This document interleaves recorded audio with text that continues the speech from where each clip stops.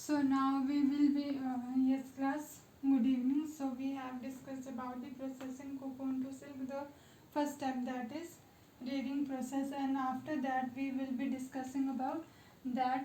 After the completion of the lesson, you will be able to write the steps for processing of cocoons, and you will be able to process and write the steps for or the life cycle of a silkworm today. So now we are going to discuss about how we can rear the, like for example, rear the eggs of the silkworm. Yes, and do they require a temperature for rearing? Do the rearing of silkworm eggs require a temperature? Yes. Okay. So now you can see that do they require any temperature for process for for different temperature for laying of eggs? Yes. So here you can see, yes, the eggs are warmed. Yes, the eggs are, yes, the eggs are warmed at a temperature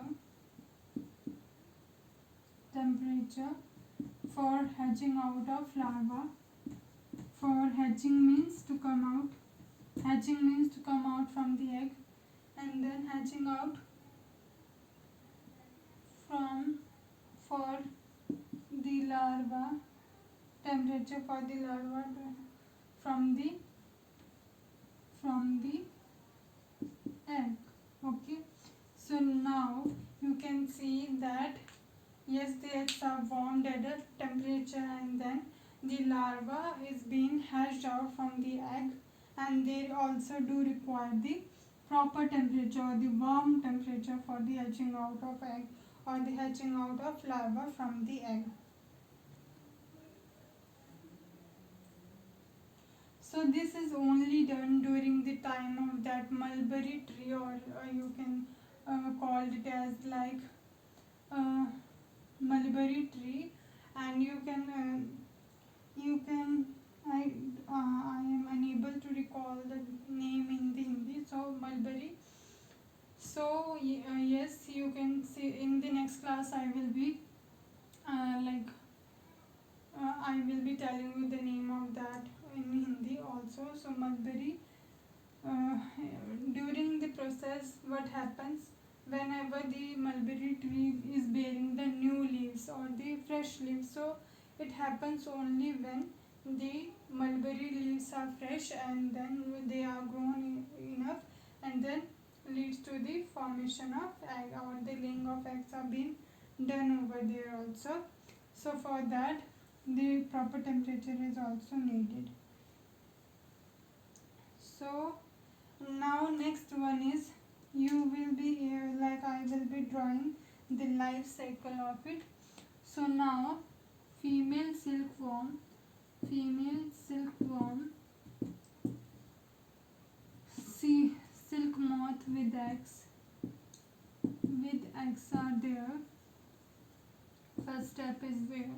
Then second is mulberry tree, mulberry tree.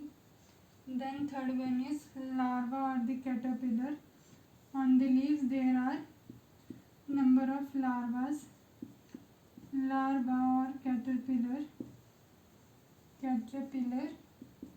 and then D is turning into cocoon. Okay, so it will turn into cocoon. Okay, so now you can see female is laying the eggs, and after that on the trees the larva is on the leaf of the mulberry leaf, and then after that it turns into cocoons that are small like fluffy structures. So they are converted into cocoons. So here you can see that there is a whole process, or the whole process is going on, and then after that have to explain about in brief about, for example, the larva caterpillars eat day and night to increase in size. So what happens, the caterpillar likes to eat the leaves day and night, the fresh leaves or the leaves. The larvae are kept in a clean bamboo trees. So after that we will be discussing about in the next class. So today we have discussed about the life cycle of rearing silkworm. So after that what happens, so now the larvae are kept into a clean bamboo trays along with the freshly chopped mulberry leaves, and after 25 to 30 days they are turned into cocoon. So after that the tea process is that after 25 or 30 days, and the mulberry leaves are fed with some of the fresh leaves and kept into a bamboo tree or the bamboo sticks also, with the bamboo sticks, so that it will be a better place to live for them. And after that it turns into a cocoons also after 25 to 30 days.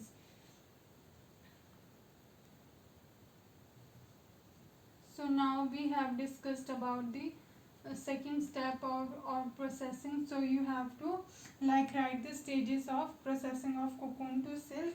You have to mention the 4 steps, and you have to explain the life cycle of silkworm with the diagram, or rearing process of silkworm with the diagram also. So that will be the homework for today. So thank you class, thank you so much.